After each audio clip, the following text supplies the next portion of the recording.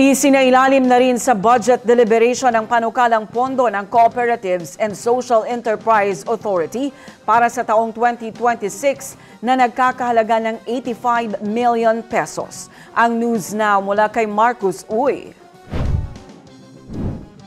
Sumalang sa budget deliberations ng Bangsamoro Transition Authority Parliament Committee on Finance, Budget and Management ang proposed budget ng Cooperatives and Social Enterprise Authority para sa susunod na taon na nagkakahalaga ng 85 million pesos.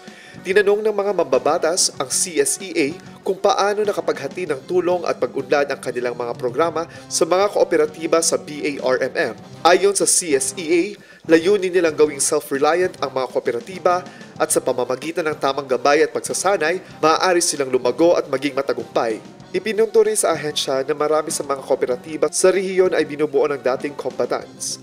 Patuloy na nagsasagawa ang CSEA sa pagpaparehistro at regulasyon ng mga kooperatiba, pagbibigay ng financial assistance at pagsasagawa ng iba't ibang training programs na tumutulong sa kabuhayan, inclusive growth at pagbuo ng matatag na mga komunidad. Mula 2019, 6,970 kooperatiba na ang kanilang nairehistro, 140 social enterprises ang natulungan at 4,500 na individual ang nabigyan ng suporta at serbisyo.